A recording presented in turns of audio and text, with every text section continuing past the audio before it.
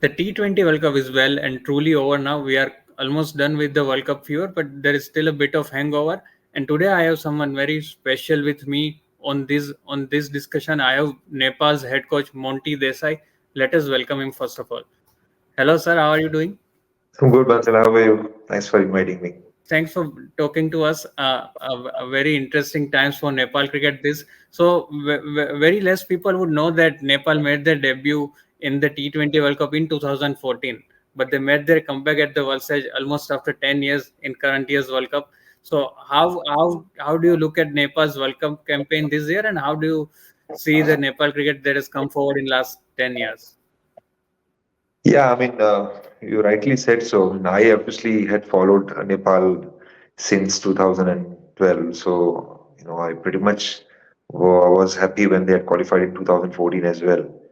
But yeah, the gap of 10 years probably was hurting them a lot. I think some of the boys probably are not even with the squad anymore, but they were all aspiring to be seen on the world stage every 2 years or every 3 years when those qualifications come. So for them to qualify for this World Cup, when this World Cup was a bigger World Cup in many ways because of 20 teams participating, I think it also had a lot more eyeballs, a lot more people were able to see, especially because the sport was taken into USA, which is, as Right. Americans are not familiar with the sport, but for cricket to be staged there in that perspective, and considering that this small nation, the cricket nation, was hungry to be seen at the highest platform. I think it was very fulfilling. Having said that, we went in the World Cup with a very specific goal to qualify for Super 8 and then take challenges from there. So we were not able to do that. So that disappointment stays. But in perspective, when I look at it now, since, like you said, the World Cup fever is over, and looking at, I'm an Indian, so looking at also the way our country was able to cross the line and win the trophy after so many attempts. You realize that this is a real definition of perseverance and patience. Okay, so you talk about disappointment, sir, but before we get to that stage, Nepal was grouped with teams like South Africa, and there were also teams like Bangladesh and Sri Lanka in the group against whom Nepal were expected to compete fiercely. So what were the discussions like before the start of the World Cup? What was the thought process before the tournament started? I think one of the things which we did proactively, and I must say, and thank CAN management and the national government, because they all came together and supported this vision of competing well in the World Cup. And we were given the room, and we traveled a month early on that side of the world to prepare. So the planning to ensure that as the game when that stage comes and the game comes, we are ready for it. I thought a lot of planning was as far as the bowling department in place. The main discussion was, like you said, the competitiveness of more higher ranked teams to Right. just instill that belief that it is the shortest format, and we have seen it in the past as well. The other smaller teams, associate teams, have upset the destination tag teams, and we wanted to be on the same journey. Uh, Very much the focus was on the first game, Netherlands, because we have played them many times in our Right. league, and we were looking forward to that first game because once you get that win, then the momentum is on your side. Uh, I must say that we had few uncontrollable challenges as we entered states. Dallas, USA. The rain, the unpredicted rain, also affected a bit of preparation when we came close to the tournament. And on that particular day, not to win the toss also affected us, but not an excuse. We were preparing for also to bat first. Um, yeah, so Okay. I thought that, and we thought that we were in the mix, and if we had got that first victory against Netherlands at 2 points, it would have helped us to gain momentum and push forward. But having said that, even after the gap and the loss against Netherlands and the gap of 7 days in Florida, where again rain interrupted too many days and Right. also not able to play the game, Right. uh, we did come back in St. Vincent with good mentality, in the match against South Africa. Exactly. So you talk about Netherlands, sir. I guess Netherlands would have felt the easiest opponent at that point in time. Sri Lanka again, you would have thought that you would compete hard, but then came the game against South Africa where you lost by such a small margin. It seemed like Nepal was winning that game. There was no chance of losing that game, but to lose by 1 run, that bizarre run out of Gulshan Jah on the last ball. Can you just take us through what was going through Gulshan Jah and the players out in the middle in those crunch situations where it seemed like Nepal is just about to win this game. I mean, very difficult to explain, frankly, but when you talk about bizarre run out of Gulshan, in my mind, okay, particularly in my mind, I feel the bizarre dismissal of Dipendra Airy against Shamsi in that over when we were on a ball, 18 ball 18. Right, We just wanted to tap the single on the leg side, but faintest of age from the leg side at the bottom of the glove, and to be gloved on the leg side with Peacock taking that catch. I felt that that was a bizarre dismissal which derailed the whole chase in many ways. And that moment at that junction when you lose uh, batsman who you believe in is your best finisher in the team, I think somewhere it kind of crept in a little bit of fear or doubt for the next players who walked in. That's the way I'm assuming from outside. Look, they were playing. Most of these boys were playing their first World Cup, so right, the biggest stage also starts, having an effect on your mind. right, Uh, and I think those are the kind of things which happen. Gulshan, pretty much, I think when we had a conversation later on, not the next couple of days, but later on, just a week after when he was settled at home, he did right, share with me that he felt that the ball must have deviated somewhere else and he was pretty much trying to just cruise in. But I had to okay, remind him that he forgot one of the rules, which was he was running down the pitch. So even if he right, had crossed the line, I know that they had already appealed. So I okay, had to give him that consolation in the head that, yes, you could have crossed the line, but even then you would have given out. So the rule which also needs to be, they need to be aware of leaving the pitch and run from the side. right. And you talked about experience, Monty sir. So how much do you think that thing mattered in such a situation? Do you think if the players had been playing quite a few bigger tournaments or playing the bigger teams on even in bilateral series, that would have helped them in such a situation? It would have made it much easier for them to win from that kind of situation if they were more experienced. I mean, playing more formidable sides more regularly definitely helps. And playing those formidable sides in their home, for us unaware conditions, Right, obviously adds to the experience and the confidence. But for this tournament, I would still say that we are all accountable. I think the kind of preparation that we put in and anticipating those kind of challenges, we were constantly talking about it in the dressing room, in our team meetings, small pocket, organically and at the same time formally. Um, One of the things which stands out for me is that relentless focus and execution was missing in one ball battles, and that is a definition which we have been kind of ingraining in everyone, molding their attitudes. And in T20, so many things happened at such a fast pace that the corrective action needs to happen very immediately after a challenge which you face. And I think that's where we were found wanted. We were sometimes blank, and it seemed when our batters, especially when they were batting in the center, it seemed that they didn't have a plan. But we had always discussed about the opponents and the bowlers and what kind of shots will work and what are the areas that they need to be more tight with. So taking that all into account, I think we missed very important moments in different games. You said South Africa. I think South Africa at one moment we kept wickets in hand. You know, we kind of paced the chase very well. Anil and right, Asif were looking like they were both in and they would finish the game. So even there, the awareness of a player. I mean, inexperience, yes, but the awareness of a player knowing that they both are in. Asif was still batting, but for Anil to play that little expensive shot against Markham did also had an impact on us because they both were set. I'm sure they will reflect on this and next time around.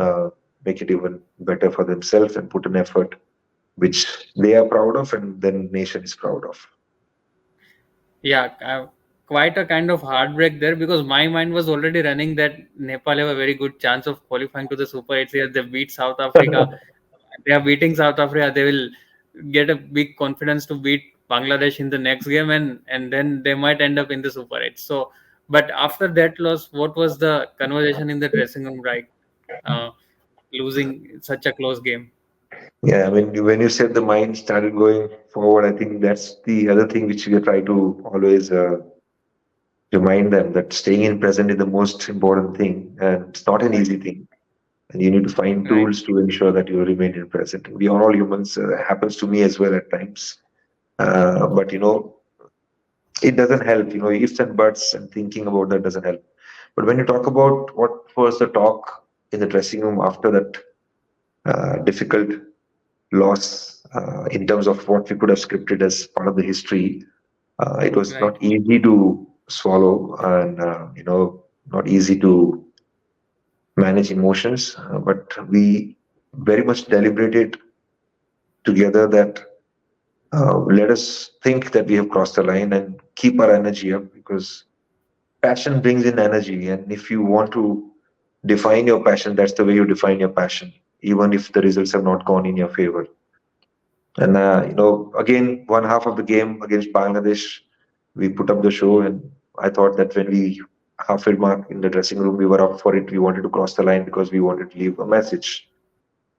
Speed, the new ball, sometimes is unsettling, and we could see that on that day. I was also kind of pleasantly and challengingly surprised with the way the Bangladeshi fast bowlers came across in that power play, right, and obviously that derailed us as well. But to answer your question, we were up for it, and I think uh, s- even if Bangladesh game, someone analyzes it systematically till the 15th over, we were equal in terms of runs and wickets. right, So which means that almost out of 40 overs, a 30 over game, we matched them. It's the last 5 overs where they scored some runs with their last two wickets, and we didn't score at all with 5 wickets in hand in the last few overs. That was the difference. The equation was, I think, not even 15, 16 overs, 4 overs, 24 balls, 30 is what we wanted. And from then right. on, we could not score anything. And Mustafizur was obviously at a different level Yeah. with his skills at that point. Yeah, I think Bangladesh bowlers were quite good throughout the tournament, but there was one player from the Nepal side, sir, who missed out the tournament, Sandeep Lamichhane. Did his absence hurt the side in any manner? There was quite a bit of confusion because of visa, delay in issuing of visa, and all those things. He could not join the team in USA. So, did that thing impact the team, the squad, the dressing room environment? I think management side, I can talk about it. It had an impact. I mean, I will not deny that it had an impact because a lot of decision making were under time constraints. And we had to find ways out to keep working around it. So to announce a squad of 14 without Sandeep, with the hope that he'll be able to get across, and then for him not to come over to states. I mean, we wanted to maximize our resources, and he's a champion player.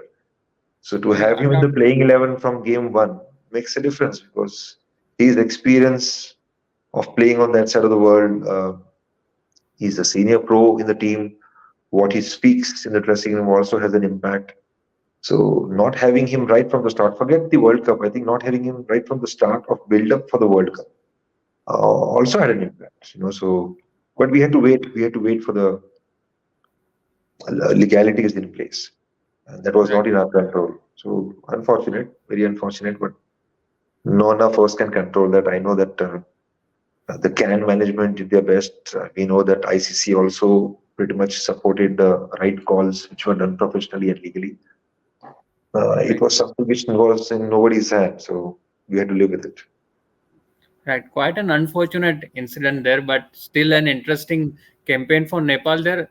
Sir, how do you think Nepal cricket is going forward, and what do you see in the future for Nepal cricket? Since you have been coaching the side for quite a few years now. Mm. Yeah, I mean, I count my days. We have right from 28 Jan till now.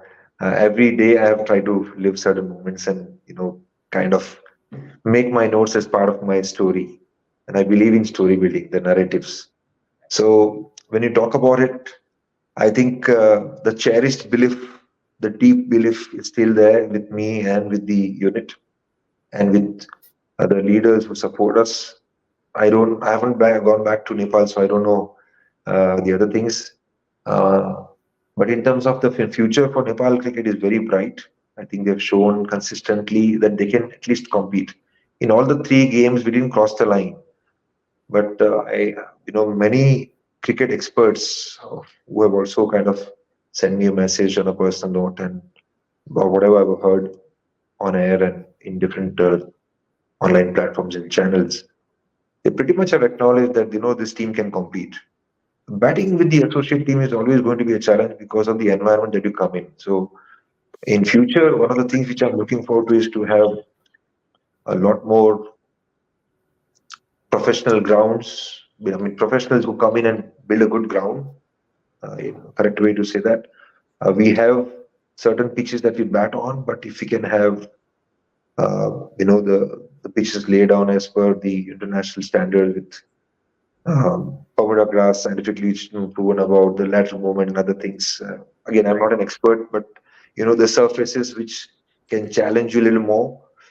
I think that's the area that we're going to get better at. I mean, that consistent exposure, organizing the domestic structure even in a better way will make a difference. We had one good thing which happened last year was PM Cup, where all the provinces played 9 games along with the three professional teams, the armies and the police teams, which was Okay. good.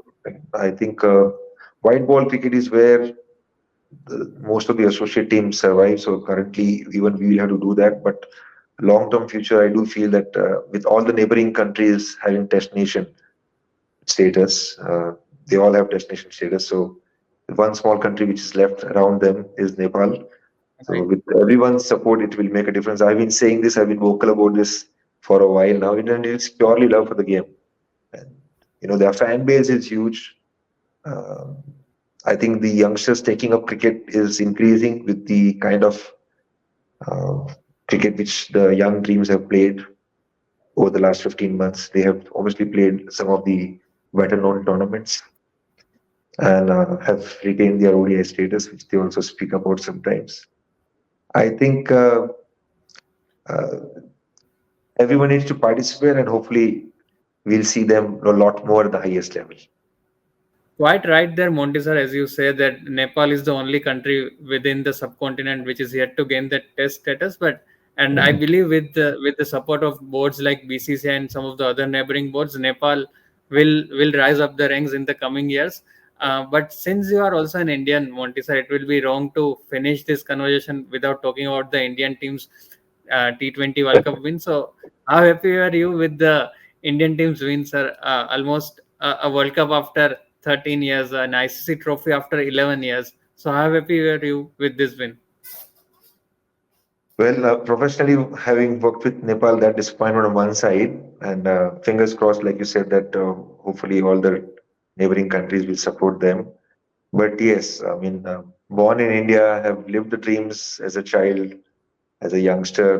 First at the age of 9, when I saw our Indian team lifting the trophy under the captainship of Kapil Dev, and then obviously the Right. greatness of Dhoni. And now, for many good reasons, I think Rahul Dravid and Rohit Sharma, and of course the entire team. But if I have to be a little more personal about it, huge admirer of Rahul Dravid from childhood, just the way he carried himself, just the way he conducted, and having worked with him in Rajasthan Royals, knowing him as a person, so happy for him.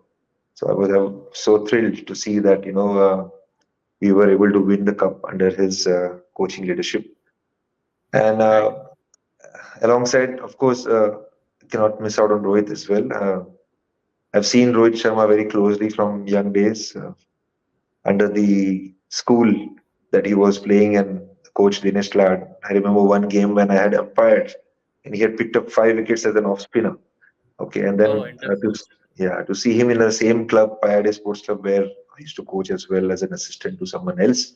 But to see his growth from there to where he is, as a leader, very happy to see that as well. And I think many words spoken about their leadership and how they have been, carrying this vision for last couple of years to finally able to cross the line. I think, we all know that they played wonderful cricket even last year in 50 overs back in India. Some Right. extraordinary way of approaching the game and, attacking. I mean, we love that flair of attacking and Right. plan put in place and the skill that we were able to see. So for them to cross the line and win the World Cup for the country and being a countryman, even I'm very happy. Absolutely. I think the entire country is happy. And you talk so personally about Rahul Dravid and Rohit Sharma. You have seen them grow over the years. You have worked with Rahul Dravid at Rajasthan Royals as well. One last thing before we end this thing, sir. You had been to the Indian team's dressing room during the 2023 Asia Cup. So, what was the environment within the dressing room like? We have seen the videos that come out with that winning medal and all those things, and it seems like the environment is very positive and the team is gelling well as a unit. But what did you see from inside over there? Yeah, very welcoming, very welcoming. It looked like a proper happy dressing room. It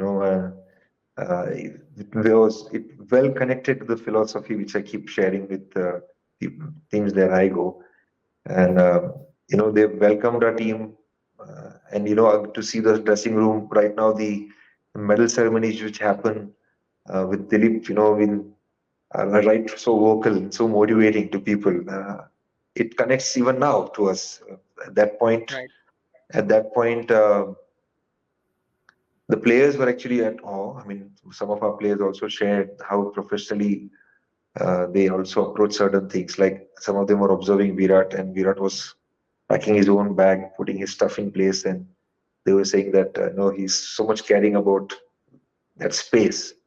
So Right. things like that also rubbed off on some of our youngsters, and when they interacted with few players also shared their views about certain skills and certain approaches. So it was very welcoming, and the medal ceremony for us also at that point, was heartening because all the greats were willing to give up the medal to the players. And I think that was also part of the motivation to some of these guys. Asif Sheikh, for that matter, who scored the most runs against South Africa, was one of them who had received the medal in that game as well from Virat. Right. So he obviously follows him a lot. Most of them obviously follows Virat Kohli, who doesn't. And then we missed out on Rohit because Rohit had gone for his press conference at that point, I guess, or something else. Okay.